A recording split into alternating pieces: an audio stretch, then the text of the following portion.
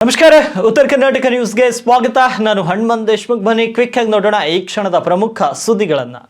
ಪಶ್ಚಿಮ ಏಷ್ಯಾ ಸಂಘರ್ಷ ಹಣದುಬ್ಬರವನ್ನು ಹೆಚ್ಚಿಸಿದ್ದು ಈ ವರ್ಷದ ನೈಜ ಜಿಡಿಪಿ ಬೆಳವಣಿಗೆ ಶೇಕಡಾ 6.9ರಷ್ಟು ಇದೆ ಅಂತ ಭಾರತೀಯ reserve bank governor Sanjay Malhotra ಅವರು ತಿಳಿಸಿದ್ದಾರೆ. ಈ ವರ್ಷದ ಬೆಳವಣಿಗೆಯು 4 ತ್ರೈಮಾಸಿಕದ ಸ್ಥಿರವಾದ ಮಾದರಿಯನ್ನು ತೋರಿಸಿದೆ ಎಂದು ಗವರ್ನರ್ ಹೇಳಿದ್ದಾರೆ. ಕೇಂದ್ರ ಬ್ಯಾಂಕ್ ಮೊದಲ ತ್ರೈಮಾಸಿಕದ ಬೆಳವಣಿಗೆಯನ್ನ ಶೇಕಡಾ 6.9 ಎಂದು ಅಂದಾಜಿಸಿದೆ. ನಂತರ ಎರಡನೇ ತ್ರೈಮಾಸಿಕದಲ್ಲಿ ಶೇಕಡಾ 6.7ರಷ್ಟಿದೆ. ಮೂರನೇ ಮತ್ತು ನಾಲ್ಕನೇ ತ್ರೈಮಾಸಿಕಗಳ ಮುನ್ಸೂಚನೆಗಳು ಕ್ರಮವಾಗಿ 7 ಮತ್ತು 7.2ರಷ್ಟಿವೆ.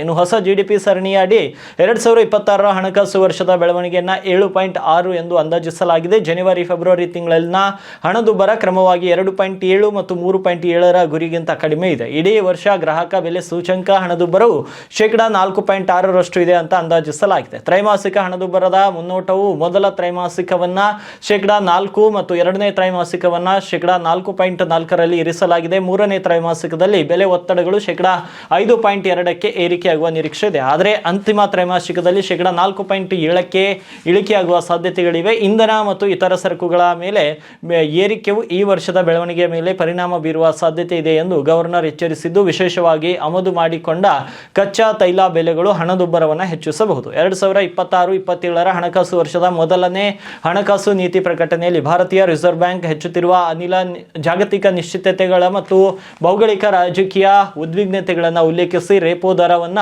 ಶೇಕಡಾ 5.25ರಲ್ಲಿ ಯಥಾಸ್ಥಿತಿಯಲ್ಲಿ ಇರಿಸಿದೆ. ಇದೇ ಏಪ್ರಿಲ್ 20ರಂದು ಬರುವ ಸಾಂಸ್ಕೃತಿಕ ನಾಯಕ ವಿಶ್ವಗುರು ಬಸವಣ್ಣನವರ ಜಯಂತಿಯನ್ನ ಅದ್ದೂರಿಯಾಗಿ ಆಚರಿಸೋಣ ಅಂತ ಅಪರ ಜಿಲ್ಲಾಧಿಕಾರಿ ಶಿವಾನಂದ್ ಬಿ ಕರಾಳೆ ಅವರು ತಿಳಿಸಿದ್ದಾರೆ. ಇಂದು ಜಿಲ್ಲಾಧಿಕಾರಿ ಕಚೇರಿ ಸಭಾಂಗಣದಲ್ಲಿ ಸಾಂಸ್ಕೃತಿಕ ನಾಯಕ ವಿಶ್ವಗುರು ಬಸವಣ್ಣನವರ ಜಯಂತಿ ಆಚರಣೆ ಕುರಿತು ಕರೆದಂತ ಪೂರ್ವಭಾವಿ ಸಭೆ ಅಧ್ಯಕ್ಷತೆ ವಹಿಸಿ ಮಾತನಾಡಿದ ಅವರು, ಏಪ್ರಿಲ್ 20ರಂದು ಜಿಲ್ಲಾಧಿಕಾರಿಗಳ ಕಚೇರಿಯಲ್ಲಿ ಬೆಳಿಗ್ಗೆ 9 ಗಂಟೆಗೆ ಸಾಂಸ್ಕೃತಿಕ ನಾಯಕ ವಿಶ್ವಗುರು ಬಸವಣ್ಣನವರ ಭಾವಚಿತ್ರಕ್ಕೆ ಪೂಜೆ ಸಲ್ಲಿಸಿ ನಂತರ ಬೆಳಗ್ಗೆ 10 ಗಂಟೆಗೆ ಬಸವೇಶ್ವರ ವೃತ್ತದಲ್ಲಿ ಸಾಂಸ್ಕೃತಿಕ ನಾಯಕ ವಿಶ್ವಗುರು ಬಸವಣ್ಣನವರ ಮೂರ್ತಿಗೆ ಮಾಲಾರ್ಪಣೆ ನೆರವೇರಿಸಿ ಬೆಳಗ್ಗೆ 11 ಗಂಟೆಗೆ ಪೂಜ್ಯ ಚನ್ನಬಸವ ಪಟ್ಟದೇವರು ರಂಗಮಂದಿರದಲ್ಲಿ ವೇದಿಕೆ ಕಾರ್ಯಕ್ರಮ ನಡೆಯಲಿದೆ ಅಂತ ತಿಳಿಸಿದರು. ಒಂದು ಎಲ್ಲ ಶಾಲಾ ಕಾಲೇಜುಗಳಲ್ಲಿ ಸಾಂಸ್ಕೃತಿಕ ನಾಯಕ ವಿಶ್ವಗುರು ಬಸವಣ್ಣನವರ ಭಾವಚಿತ್ರಕ್ಕೆ ಪೂಜೆ ಸಲ್ಲಿಸುವುದು, ಶಾಲಾ ಕಾಲೇಜುಗಳಲ್ಲಿ ಬಸವಣ್ಣನವರ ವಚನಗಳ ಕುರಿತು ಪ್ರಬಂಧ ಹಾಗೂ ಭಾಷಣ ಸ್ಪರ್ಧೆ ಏರ್ಪಡಿಸಲು ಸಾರ್ವಜನಿಕ ಶಿಕ್ಷಣ ಇಲಾಖೆ, ಪದವಿ ಪೂರ್ವ ಶಿಕ್ಷಣ ಇಲಾಖೆ ಅಧಿಕಾರಿಗಳಿಗೆ ಸೂಚಿಸಿದರು. ಮಹಾನಗರ ಪಾಲಿಕೆ ವತಿಯಿಂದ ಸದರಿ ದಿನಾಂಕದಂದು ನಗರದ ಎಲ್ಲ ಮಹನೀಯರ ವೃತ್ತಗಳ ಮೇಲೆ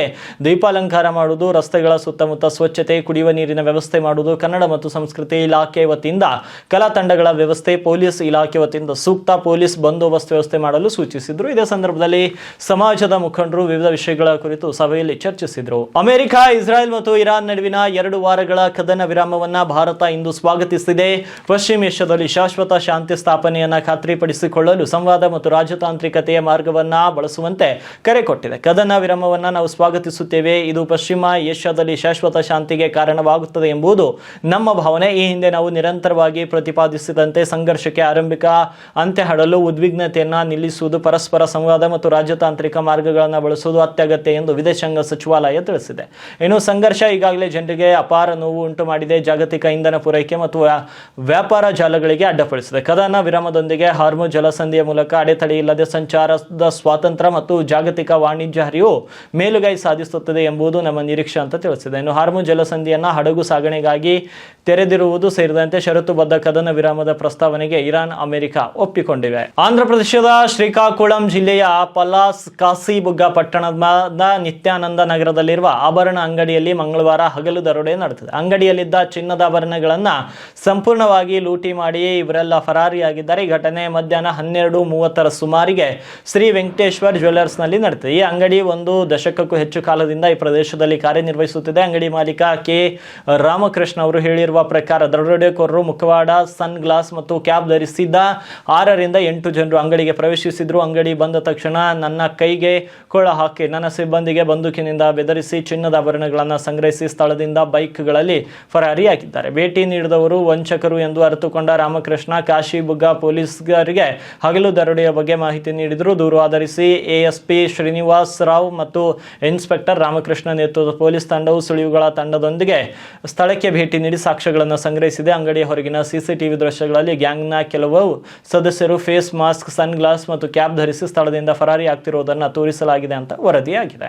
ಅಮೆರಿಕ ಮತ್ತು ಇರಾನ್ ನಡುವಿನ 2 ವಾರಗಳ ಕದನ ವಿರಾಮದ ಸುದ್ದಿಯ ನಂತರ ಬುಧವಾರ ಬೆಳಗ್ಗೆ ಏಷ್ಯಾದ ಷೇರು ಮಾರುಕಟ್ಟೆಗಳಲ್ಲಿ ಗಣನೀಯ ಏರಿಕೆ ಕಂಡು ಬಂದವು. ಮಧ್ಯಪ್ರಾಚ್ಯದಲ್ಲಿ ಮಿಲಿಟರಿ ಉದ್ವಿಗ್ನತೆ ಕಡಿಮೆಯಾದ ನಂತರ ಮತ್ತು ಹಾರ್ಮುಜ್ ಜಲಸಂಧಿಯನ್ನ ಮತ್ತೆ ತೆರೆಯುವ ಭರವಸೆಯನ್ನ ಇರಾನ್ ನೀಡಿದ್ರಿಂದ ತೈಲ ಬೆಲೆಗಳು ತೀವ್ರವಾಗಿ ಕುಸಿದವು. ಜಪಾನ್ನ ನಿಕ್ಕಿ 225 ಶೇಕಡ 5.28ರಷ್ಟು ಭಾರಿ ಏರಿಕೆಯೊಂದಿಗೆ ವ್ಯವಹಾರ ಆರಂಭಿಸಿತ್ತು. 2822.44 ಅಂಕಗಳಷ್ಟು ಏರಿಕೆ ಕಂಡು ಹಬ್ಬದ ವಾತಾವರಣ ಸೃಷ್ಟಿಯಾಗುವಂತೆ ಮಾಡಿತು. ಇನ್ನು ದಕ್ಷಿಣ ಕೊರಿಯಾದ ಕಾಸ್ಪಿ ಶೇಕಡ 5.61 ಮತ್ತು ಅಂದರೆ ಅಂಕಗಳಲ್ಲಿ 308.11 ಅಂಕಗಳಷ್ಟು ಏರಿಕೆ ಆಯಿತು. ಶೇಕಡ 3ರಷ್ಟು ಏರಿಕೆ ದಾಖಲಿಸಿದ ಗಿಫ್ಟ್ ನಿಫ್ಟಿ, ಭಾರತದ ಗಿಫ್ಟ್ ನಿಫ್ಟಿ ಕೂಡ ಶೇಕಡ 3ಕ್ಕಿಂತ ಹೆಚ್ಚು ಏರಿಕೆಯಾಗಿ 23,841 ಮಟ್ಟವನ್ನು ತಲುಪಿದೆ. ಹಾಂಗ್ ಸೆಂಗ್ ಮತ್ತು ತೈವಾನ್ ಸೇರಿದಂತೆ ಇತರ ಪ್ರಾದೇಶಿಕ ಸೂಚ್ಯಂಕಗಳು ಕ್ರಮವಾಗಿ 3ರಷ್ಟು ಅಂದರೆ 763.47 ಅಂಕಗಳು ಶೇಕಡ 3.72 ಅಥವಾ 1,234.69 ಅಂಕಗಳ ಏರಿಕೆ ದಾಖಲಿಸುವ ಮೂಲಕ ಹೂಡಿಕೆದಾರರಲ್ಲಿ ಉತ್ಸಾಹ ಮೂಡಿಸಿದೆ. ಇನ್ನು $100 ಒಳಗೆ ಬಂದ ಕಚ್ಚಾ ತೈಲ ದರ ಇನ್ನು ಕದನ ವಿರಾಮದ ಹಿನ್ನೆಲೆ ಭಾರಿ ಇಳಿಕೆ ಕೂಡ ಆಗಿದೆ. ಭಾರತೀಯ ಕಾಲಮಾನ ಬೆಳಗ್ಗೆ 7:24ಕ್ಕೆ ಬ್ರೆಂಚ್ ಕಚ್ಚಾ ತೈಲವು ಶೇಕಡ 13.4ರಷ್ಟು ಕುಸಿದು ಪ್ರತಿ ಬ್ಯಾರಲ್ಗೆ $95.02ಗೆ ವಹಿವಾಟು ನಡೆಸಿತ್ತು. ನಟನಾಗಿ ಹಾಗೂ ನಿರ್ಮಾಪಕನಾಗಿ ಕನ್ನಡ ಚಿತ್ರರಂಗದಲ್ಲಿ ಗುರುತಿಸಿಕೊಂಡಿರುವ ಡಾಲಿ ಧನಂಜಯ ತಮ್ಮ ಡಾಲಿ ಪಿಕ್ಚರ್ಸ್ ಲಾಂಛನದಲ್ಲಿ ಜೆರಾಕ್ಸ್ ಎಂಬ ಹೊಸ ಫ್ಯಾಂಟಸಿ ಕಾಮಿಡಿ ಥ್ರಿಲ್ಲರ್ ವೆಬ್ ಸರಣಿಯನ್ನು ಘೋಷಿಸಿದ್ದಾರೆ. ಇದು ಡಾಲಿ ಧನಂಜಯ ಅವರ ಮೊದಲ OTT ನಿರ್ಮಾಣವಾಗಿದೆ. ZEE5 ಮತ್ತು ಡಾಲಿ ಪಿಕ್ಚರ್ಸ್ ಸಂಯೋಗದಲ್ಲಿ ಮೂಡಿ ಬರುತ್ತಿರುವ ಈ ಸರಣಿಯನ್ನ ಬ್ಲಿಂಕ್ ಚಿತ್ರದ ಖ್ಯಾತಿಯ ನಿರ್ದೇಶಕ ಶ್ರೀನಿಧಿ ಬೆಂಗಳೂರು ನಿರ್ದೇಶಿಸಲಿದ್ದಾರೆ. ಬ್ಲಿಂಕ್ ಚಿತ್ರ ತನ್ನ ವಿಭಿನ್ನ ಕಥಾವಸ್ತುವಿಗಾಗಿ ಪ್ರಸಿದ್ಧಿ ಪಡೆದು ಫಿಲಂ ಫೇರ್ ಪ್ರಶಸ್ತಿಯನ್ನು ಕೂಡ ಗಳಿಸಿತು. ಇದೀಗ ಅವರು ಜೆರಾಕ್ಸ್ ಮೂಲಕ ಮತ್ತೊಂದು ಡಾರ್ಕ್ ಹಾಸ್ಯ ಥ್ರಿಲ್ಲರ್ ಕಥೆಯೊಂದಿಗೆ ಪ್ರೇಕ್ಷಕರನ್ನ ರಂಜಿಸಲು ಸಜ್ಜಾಗಿದ್ದಾರೆ. ಇದು ಅವರ ಮೊದಲ OTT ವೆಬ್ ಸರಣಿಯಾಗಿದೆ. ಈ ವೆಬ್ ಸರಣಿ ಘೋಷಣೆಯೊಂದಿಗೆ ZEE5 ಮತ್ತೊಮ್ಮೆ ಎಲ್ಲರ ಗಮನ ಸೆಳೆದ ಕನ್ನಡ ಮಣ್ಣಿನ ಸೊಗಡನ್ನು ಪ್ರತಿಬಿಂಬಿಸುವ ಕಥೆಗಳನ್ನು ಪ್ರೋತ್ಸಾಹಿಸುವ ವೇದಿಕೆಯಾಗಿ ಸಿದ್ಧವಾಗಿರುವ ZEE5 ಇದೀಗ ಜೆರಾಕ್ಸ್ ಮೂಲಕ ಪ್ರೇಕ್ಷಕರನ್ನ ತನ್ನತ್ತ ಸೆಳೆಯುತ್ತಿದೆ. ಜೊತೆಗೆ ಹೊಸ ಪ್ರತಿಭೆಗಳಿಗೆ ಅವಕಾಶ ನೀಡುತ್ತಿರುವುದು ಶ್ಲಾಘನೀಯ. ಯುವ ನಿರ್ದೇಶಕ ಶ್ರೀನಿಧಿ ಬೆಂಗಳೂರು ಮತ್ತು ಡಾಲಿ ಧನಂಜಯ ಅವರ ಸಹಯೋಗವು ಜನರ ಕುತೂಹಲವನ್ನ ಇನ್ನಷ್ಟು ಹೆಚ್ಚಿಸಿದೆ. ಸರಣಿಯ ಇನ್ನಷ್ಟು ಮಾಹಿತಿಯನ್ನ ತಂಡವು ಮುಂದಿನ ದಿನಗಳಲ್ಲಿ ತಿಳಿಸಲಿದೆ. ಡಾಲಿ ಧನಂಜಯ್ ಮಾತನಾಡಿ, OTT ವೇದಿಕೆಯಲ್ಲಿ ಇದುವರೆಗೆ ನಾನು ನಿರ್ಮಾಣ ಮಾಡಿರಲಿಲ್ಲ. ಈ ದಿಕ್ಕಿನಲ್ಲಿ ಕೆಲವು ಸಮಯದಿಂದ ಪ್ರಯತ್ನಿಸುತ್ತಿದ್ದೆ. ಸರಿಯಾದ ಕತೆ ಮತ್ತು ಸೂಕ್ತ ವೇದಿಕೆಗಾಗಿ ಕಾಯುತ್ತಿದ್ದೆ. ಆಗ ನನಗೆ ಜೆರಾಕ್ಸ್ ಸಿಕ್ಕಿತು. ನಮ್ಮ ಮಣ್ಣಿನ ಕಥೆಗಳನ್ನು ಹೇಳುವಲ್ಲಿ ಮುಂಚೂಣಿಯಲ್ಲಿರುವ ZEE5 ಜೊತೆ ಕೆಲಸ ಮಾಡುವ ಅವಕಾಶ ನನಗೆ ಪ್ರೇರಣೆ ಆಯಿತು. ಜೊತೆಗೆ ಹೊಸ ಪ್ರತಿಭೆಗಳಿಗೆ ಅವಕಾಶ ನೀಡಬೇಕು ಎಂಬ ನನ್ನ ಆಶಯಕ್ಕೂ ಕೂಡ ಸೂಕ್ತವಾಯಿತು. ಈ ವಿಭಿನ್ನ ಕಥೆಯನ್ನು ಪ್ರೇಕ್ಷಕರ ಮುಂದಿಡಲು ನಾನು ತುಂಬಾ ಉತ್ಸುಕನಾಗಿದ್ದೇನೆ ಅಂತ ತಿಳಿಸಿದ್ದಾರೆ. ಇನ್ನು ಪಶ್ಚಿಮ ಬಂಗಾಳದ ಮುಖ್ಯಮಂತ್ರಿ ಮತ್ತು TMC ಮುಖ್ಯಸ್ಥೆ ಮಮತಾ ಬ್ಯಾನರ್ಜಿ ಕೋಲ್ಕತ್ತಾದ ಭವಾನಿಪುರ್ ವಿಧಾನಸಭಾ ಕ್ಷೇತ್ರದಿಂದ ಇಂದು ನಾಮಪತ್ರವನ್ನ ಸಲ್ಲಿಸಿದ್ದಾರೆ. ನಾಮಪತ್ರ ಸಲ್ಲಿಸಿದ ಬಳಿಕ ಮಾತನಾಡಿದ ಸಿಎಂ ಮಮತಾ ಬ್ಯಾನರ್ಜಿ, ಭವಾನಿಪುರದಲ್ಲಿ ಮಾತ್ರವಲ್ಲದೆ ಬಂಗಾಳದ 294 ಕ್ಷೇತ್ರಗಳಲ್ಲಿರುವ ಜನರಿಗೆ TMCಯ ಗೆಲುವನ್ನು ಖಚಿತಪಡಿಸಿಕೊಳ್ಳಲು ನಾನು ಮನವಿ ಮಾಡುತ್ತೇನೆ. SIR ಸಮಯದಲ್ಲಿ ಬಂಗಾಳದ ಮತದಾರರ ಪಟ್ಟಿಯಿಂದ ದೊಡ್ಡ ಪ್ರಮಾಣದಲ್ಲಿ ಹೆಸರುಗಳನ್ನು ಅಳಿಸಲಾಗಿದೆ. ಇದು ನನಗೆ ನಿಜವಾಗಿಯೂ ಕೂಡ ನೋವು ತಂದಿದೆ ಅಂತ ಆಕ್ರೋಶ ವ್ಯಕ್ತಪಡಿಸಿದ್ರು. ಇನ್ನು ನಾಮಪತ್ರ ಸಲ್ಲಿಕೆಗೂ ಮುನ್ನ ಪಶ್ಚಿಮ ಬಂಗಾಳದ ಮುಖ್ಯಮಂತ್ರಿ ಮಮತಾ ಬ್ಯಾನರ್ಜಿ ತಮ್ಮ ಕಾಲಿಘಾಟ್ ನಿವಾಸದಿಂದ ಮೆರವಣಿಗೆ ನಡೆಸಿದರು. ಭಾರಿ ಸಂಖ್ಯೆಯಲ್ಲಿ ಸೇರಿದ ಅಭಿಮಾನಿಗಳು, ಕಾರ್ಯಕರ್ತರು TMC ಮುಖ್ಯಸ್ಥೆ ಪರವಾಗಿ ಘೋಷಣೆಗಳನ್ನು ಕೂಗುವ ಮೂಲಕ ಭಾರಿ ಬೆಂಬಲ ವ್ಯಕ್ತಪಡಿಸಿದರು. ನಗುಮೊಗದೊಂದಿಗೆ ಆಲಿಫೋರ್ ಸರ್ವೆ ಕಟ್ಟಡಕ್ಕೆ ಬಂದ ಮಮತಾ ಬ್ಯಾನರ್ಜಿ ಸುಮಾರು 800 ಮೀಟರ್ ನಡೆದು ಹೋಗುವಾಗ ರಸ್ತೆ ಎರಡೂ ಬದಿಯಲ್ಲಿ ಸಾಲುಗಟ್ಟಿ ನಿಂತಿದ್ದಂತಹ ಪಕ್ಷದ ಕಾರ್ಯಕರ್ತರು ಮತ್ತು ಬೆಂಬಲಿಗರತ್ತ ಕೈ ಬೀಸಿ ಸ್ವಾಗತ ಸ್ವೀಕರಿಸಿದರು. ಮೆರವಣಿಗೆಯ ಸಮಯದಲ್ಲಿ TMC ಕಾರ್ಯಕರ್ತರು ಮಮತಾ ಬ್ಯಾನರ್ಜಿ ಜಿಂದಾಬಾದ್ ಮತ್ತು TMC ಜಿಂದಾಬಾದ್ ಎಂಬ ಘೋಷಣೆಗಳನ್ನು ಕೂಗಿದ್ರು. ಭೀಕರ ಭೂಕಂಪ ಮತ್ತು ಪ್ರವಾಹಕ್ಕೆ ತುತ್ತಾಗಿರುವ ಅಫಘಾನಿಸ್ತಾನಕ್ಕೆ ಭಾರತ ನೆರವಿನ ಹಸ್ತ ಚಾಚಿದೆ. ಈ ಭೂಕಂಪದಿಂದ ಹಾನಿಗೊಳಗಾದ ಸಂತ್ರಸ್ತರಿಗಾಗಿ ಪರಿಹಾರ ಸಾಮಗ್ರಿಗಳನ್ನು ಭಾರತ ರವಾನಿಸಿದೆ. ಈ ಕುರಿತು ಮಾತನಾಡಿರುವಂತಹ ವಿದೇಶಾಂಗ ಸಚಿವಾಲಯದ ವಕ್ತಾರ ರಣಧೀರ್ ಜೈಸ್ವಾಲ್, ಈ ಸವಾಲಿನ ಸಮಯದಲ್ಲಿ ಅಫ್ಘಾನ್ ಜನರಿಗೆ ಮಾನವೀಯ ನೆರವು ನೀಡಲು ಭಾರತ ಬದ್ಧವಾಗಿದೆ ಅಂತ ತಿಳಿಸಿದ್ದಾರೆ. ಭೂಕಂಪದಿಂದ ಸಂಕಷ್ಟ ಎದುರಿಸುತ್ತಿರುವ ಸಮಯದಲ್ಲಿ ಅಫ್ಘಾನ್ ಜನರಿಗೆ ಅಡುಗೆ ಮನೆಯ ಸೆಟ್ಗಳು, ನೈರ್ಮಲ್ಯ ಕಿಟ್ಗಳು, ಪ್ಲಾಸ್ಟಿಕ್ ಪ್ಲಾಸ್ಟಿಕ್ ಹಾಳೆಗಳು, ಟರ್ಪಲಿನ್ಗಳು ಮತ್ತು ಮಲಗುವ ಹಾಸಿಗೆ ಸೇರಿದಂತೆ ಇನ್ನೂ ಹೆಚ್ಚಿನವುಗಳನ್ನು ಒಳಗೊಂಡಂತೆ ಮಾನವೀಯ ನೆರವು ಮತ್ತು ವಿಪತ್ತು ಪರಿಹಾರ ಸಾಮಗ್ರಿಗಳನ್ನು ಭಾರತ ತಲುಪಿಸುತ್ತಿದೆ ಅಂತ ಮಾಹಿತಿ ನೀಡಿದ್ರು. ಭಾರತವು ಪಾಕಿಸ್ತಾನದ ಜನರೊಂದಿಗೆ ಸಂಕಷ್ಟದ ಸಮಯದಲ್ಲಿ ಒಗ್ಗಟ್ಟಿನಿಂದ ನಿಲ್ಲುತ್ತದೆ. ಈ ಸವಾಲಿನ ಸಮಯದಲ್ಲಿ ಮಾನವೀಯ ನೆರವು ಮತ್ತು ಬೆಂಬಲವನ್ನು ನೀಡಲು ಬದ್ಧವಾಗಿದೆ ಅಂತ ತಿಳಿಸಿದರು.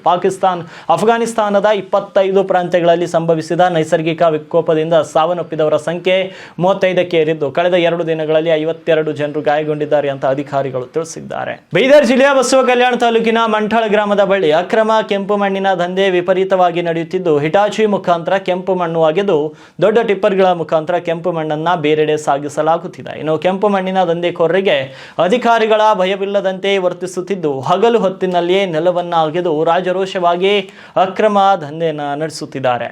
ಇನ್ನು ಕಂದಾಯ ಇಲಾಖೆ ಅಧಿಕಾರಿಗಳು ನೋಟಿಸ್ ನೀಡಿದರೂ ಕೂಡ ದಂಧೆಕೋರರಿಗೆ ಅಕ್ರಮ ಕೆಂಪು ಮಣ್ಣಿನ ಕೆಲಸ ಮುಂದುವರಿಸಿದ್ದಾರೆ. ಕಂದಾಯ ನಿರೀಕ್ಷಕರು ಮತ್ತು ಗ್ರಾಮ ಲೆಕ್ಕಾಧಿಕಾರಿಯ ಆದೇಶಕ್ಕೂ ಡೋಂಟ್ ಕೇರ್ ಎಂದು ದಂಧೆಕೋರರು ತಮ್ಮ ಅಕ್ರಮ ದಂಧೆಯನ್ನು ಮುಂದುವರಿಸಿದ್ದಾರೆ. ಸರ್ಕಾರದಿಂದ ಯಾವುದೇ ಪರವಾನಗಿ ತೆಗೆದುಕೊಳ್ಳದೆ ಭೂಮಿಯನ್ನು ಅಗೆದಿದ್ದಾರೆ. ಕೆಂಪು ಮಣ್ಣು ಅಗೆಯುತ್ತಿರುವುದರಿಂದ ಭೂಕಂಪ ಸಂಭವಿಸುವ ಹಾಗೂ ಪರಿಸರ ಹಾಳಾಗುವ ವಾತಾವರಣ, ರಸ್ತೆ ಸಂಪೂರ್ಣ ಹಾಳಾಗುತ್ತಿದ್ದರೂ ಸಹ ದಂಧೆಕೋರರು ರಾಜ್ಯರೋಷವಾಗಿ ತಮ್ಮ ಕೆಲಸವನ್ನು ಮುಂದುವರಿಸಿದ್ದಾರೆ. ಇದಕ್ಕೆಲ್ಲ ಕಡಿವಾಣ ಯಾವಾಗ ಎನ್ನುವುದು ಯಕ್ಷ ಪ್ರಶ್ನೆಯಾಗಿಯೇ ಉಳಿದಿದೆ. ಇನ್ನು ಮುಂದಿನ ದಿನಗಳಲ್ಲಾದರೂ ಭೂಗಣಿ ಇಲಾಖೆಯ ಅಧಿಕಾರಿಗಳು, ಕಂದಾಯ ಇಲಾಖೆ ಅಧಿಕಾರಿಗಳು ಮತ್ತು ಇಲ್ಲಿನ ಜನಪ್ರತಿನಿಧಿಗಳು ಈ ಅಕ್ರಮ ದಂಧೆಗೆ ಕಡಿವಾಣ ಹಾಕ್ತಾರ, ಕಾದು ನೋಡಬೇಕಾಗಿದೆ.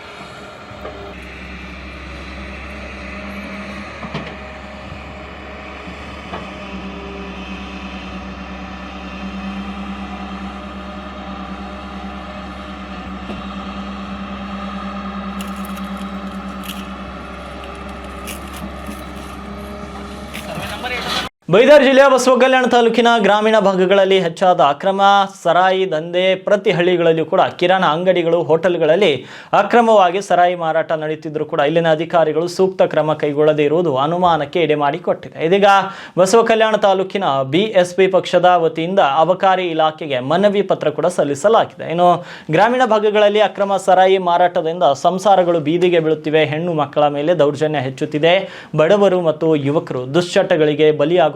ಕೂಡಲೇ ಅಬಕಾರಿ ಇಲಾಖೆ ಅಧಿಕಾರಿಗಳು ಗ್ರಾಮೀಣ ಭಾಗಗಳಲ್ಲಿ ನಡೆಯುತ್ತಿರುವ ಅಕ್ರಮ ಸರಾಯಿ ದಂಧೆ ಬಂದ್ ಮಾಡಿಸಬೇಕು, ಇಲ್ಲದಿದ್ದರೆ ಮುಂದಿನ ದಿನಗಳಲ್ಲಿ ಅಬಕಾರಿ ಇಲಾಖೆ ವಿರುದ್ಧ ಉಗ್ರ ಹೋರಾಟ ಮಾಡಲಾಗುವುದು ಅಂತ BSP ತಾಲೂಕು ಅಧ್ಯಕ್ಷ ಶಂಕರ್ ಫುಲೆ ಆಗ್ರಹಿಸಿದರು. ಇನ್ನು ತಾಲೂಕಿನ ಕಿಟ್ಟ, ಹಾರ್ಕುಡ, ಗೋಕುಳ, ಫತ್ರಾಪುರ ಮತ್ತು ಮುಡ್ಬಿ ಸೇರಿದಂತೆ ಹಲವು ಗ್ರಾಮಗಳಲ್ಲಿ ಅಕ್ರಮ ಸರಾಯಿ ಮಾರಾಟ ಹೆಚ್ಚಾಗಿದ್ದು, ಇದರಿಂದ ಕುಟುಂಬ ಕಲಹಗಳು ಹಾಗೂ ಆರ್ಥಿಕ ಸಂಕಷ್ಟ ಹೆಚ್ಚುತ್ತಿದೆ. ಕೂಡಲೇ ಅಧಿಕಾರಿಗಳು ಅಕ್ರಮ ಮದ್ಯ ಮಾರಾಟ ನಿಲ್ಲಿಸಬೇಕು ಅಂತ ತಿಳಿಸಿದ್ದಾರೆ.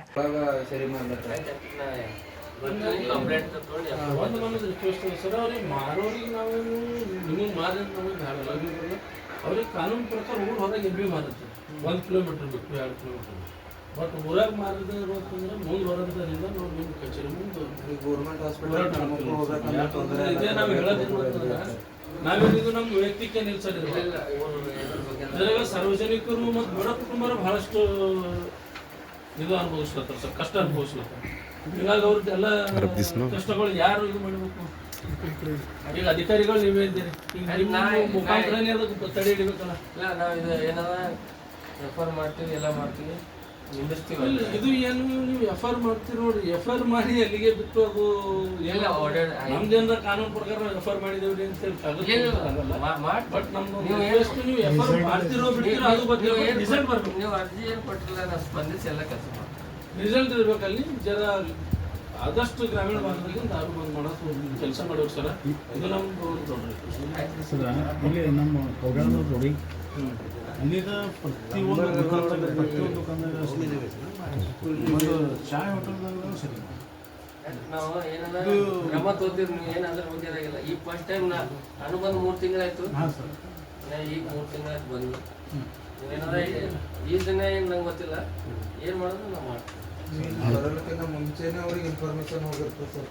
ಇಲ್ಲ ಆಯ್ತು, ಈಗ ನೀವೇನು ಕಂಪ್ಲೇಂಟ್ ಕೊಡತ್ತಿಲ್ಲ. ಈಗ ನಾವು ಅವ್ರು ಬಂದ್ ಮಾಡ್ಕೊಂಡು ಹೋಗ್ತಾರೆ, ಹುಡುಗರು ಬಿ ಸಿಗಬೇಡದ್ರ ಒಳಗೆ. ನಾವು ನೋಡ್ತೇವೆ ಸರ್. ಈ ದಿನ ಏನ್ ಮಾಡಿದೀವಿ ನಾವು ಏನು ಇವತ್ತು ಅಬಕಾರಿ ಇಲಾಖೆ ಯಾವ ಕಾರಣಕ್ಕೆ ಬಂದಿರಿ ಸರ್? ಸರ್, ನಾನು ಮೊಟ್ಟ ಮೊದಲಿಗೆ ಚಾನೆಲ್ ಮಾಧ್ಯಮದವರಿಗೆ ಧನ್ಯವಾದಗಳನ್ನು ತಿಳಿಸ್ತಾ, ಅದೇ ರೀತಿ ಬಸವ ಕಲ್ಯಾಣದ ಮಹಾಜನತೆಗೂ ಕೂಡ ನಮಸ್ಕಾರ ಮತ್ತು ಜೈಭೀಮ್ ಹೇಳುತ್ತಾ, ನಾವು ಇವತ್ತು ಅಬಕಾರಿ ಕಚೇರಿಗೆ ಬಂದಿದ್ದ ಉದ್ದೇಶ ಏನಂದರೆ, ಗ್ರಾಮೀಣ ಭಾಗದಲ್ಲಿ ಏನು ಮದ್ಯ ಮಾರಾಟ ಅಕ್ರಮವಾಗಿ ಮಾರ್ತಾ ಇದ್ದಾರೆ ಇದರ ಬಗ್ಗೆ ದೂರು ನೀಡಕ್ಕೆ ಬಂದಿದ್ದೀವಿ. ಇದು ಯಾಕೆ ಎಂಥ ಪರಿಸ್ಥಿತಿ ಆಗಿದೆ ಅಂತಂದ್ರೆ, ಊರಲ್ಲಿ ಬಡ ಕುಟುಂಬದಾಗಿರ್ಬೋದು, ವಿದ್ಯಾರ್ಥಿಗಳಾಗಿರ್ಬೋದು ಭಾಳಷ್ಟು ಸಂಕಷ್ಟದಲ್ಲಿದ್ದಾರೆ. ದಾರು ಕೊಂಡು ಊರಾಗೆಲ್ಲ ಗಲ್ಲಿಗಳಿಗಲ್ದಾಗ ಜಗಳಗಳು ಭಾಳ ಆಗ್ತಾಯಿದ್ವಿ. ಇದರಿಂದ ಬಡ ಕುಟುಂಬದವರು ನೋವುಗಳನ್ನು ಭಾಳ ಅನುಭವಿಸ್ತಾ ಇದ್ದಾರೆ. ಹೀಗಾಗಿ ನಾವು ಅಬಕಾರಿ ಇಲಾಖೆದವರಿಗೆ ಬಸವ ಕಲ್ಯಾಣದಿಂದ BSP ಪಕ್ಷದಿಂದನೂ ಇವತ್ತು ಮೆಮೊರಂಡಮ್ ಕೊಡ್ತಾ ಇದ್ದೀವಿ. ಎಲ್ಲ ಗ್ರಾಮೀಣ ಭಾಗದಲ್ಲಿ ಏನು ಸರಾಯಿ ಮಾರ್ತಾ ಇದ್ದಾರೆ, ಇದು ಎಲ್ಲ ಶೀಘ್ರದಲ್ಲಿ ಬಂದ್ ಮಾಡಬೇಕಂತೇಳಿ ನಾವು ಮನವಿ ಕೊಟ್ಟಿದ್ದೇವೆ. ಒಂದು ವೇಳೆ ಬಂದ್ ಈಗ ಅಕ್ರಮ ಸರ ಹಳ್ಳಿಗಳದಾಗ ಹೆಚ್ಚಾಗ್ಯದ ಸರ, ಕಂಪ್ಲೇಂಟ್ ಕೊಟ್ಟರೆ ಸರ್, ಏನಂದ್ರೆ ಅಧಿಕಾರಿಗಳಿಗೆ? ಈಗ ಅಧಿಕಾರಿಗಳು ಹೇಳ್ತಾ ಇದ್ದಾರೆ, ಈಗ ಮನವಿಯನ್ನು ಸ್ವೀಕರಿಸಿದ್ದಾರೆ. ಅವರು ನಾವು ಏನು ಅಕ್ರಮವಾಗಿ ಗ್ರಾಮೀಣ ಭಾಗದಲ್ಲಿ ಮದ್ಯ ಮಾರಾಟವನ್ನು ಆಗ್ತಾ ಇದೆ, ಇದರ ಬಗ್ಗೆ ಪರಿಶೀಲನೆ ಮಾಡ್ತೀವಿ. ಪರಿಶೀಲನೆ ಮಾಡಿ ಏನಪ್ಪ ಅಂದ್ರೆ ಅವ್ರ ಮೇಲೆ ಕ್ರಮ ಜರುಗಿಸ್ತೀವಿ ಅಂತ ಹೇಳ್ತಾ ಇದ್ದಾರೆ.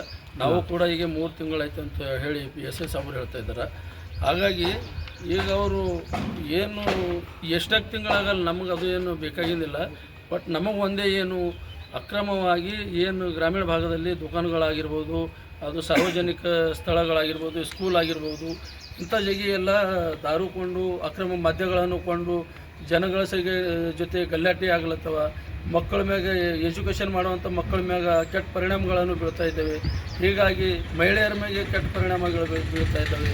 ಹೀಗಾಗಿ ಇದು ಎಲ್ಲ ತಡೆ ಹಿಡಿಬೇಕಂತೇಳಿ ನಾವು ಬಸವ ಕಲ್ಯಾಣ BSP ಪಕ್ಷದ ವತಿಯಿಂದ ನಮ್ಮ ಪದಾಧಿಕಾರಿಗಳು ಎಲ್ಲರಿದ್ದಾರೆ ವತಿಯಿಂದ ಏನಪ್ಪ ಅಂದ್ರೆ ನಾವು ಅವರಿಗೆ ಒತ್ತಾಯ ಮಾಡಿದ್ದೀವಿ. ಅತಿ ಶೀಘ್ರವಾಗಿ ಇದು ಏನು ಅಕ್ರಮ ಮದ್ಯ ಗ್ರಾಮೀಣ ಭಾಗದಾಗ ನಡೆದದ ಇದು ಎಲ್ಲ ಬಂದ್ ಆಗಬೇಕು. ಇದರ ಅವಳಿ ಭಾಳಷ್ಟು ಹೆಚ್ಚಿಗಾಗಿದೆ. ಇದರದಿಂದ ಏನಪ್ಪ ಅಂದ್ರೆ ಜನರು, ಬಡವರ ಜನರ ಜೀವನ ನರಕಾಗ್ತಾ ಇದೆ. ಆಮೇಲೆ ಎಜುಕೇಷನ್ ಮಾಡುವಂಥ ಕಾಲೇಜ್ ಮಕ್ಕಳು ಕೂಡ ಭಾಳ ತೊಂದರೆ ಆಗ್ತಾಯಿದೆ.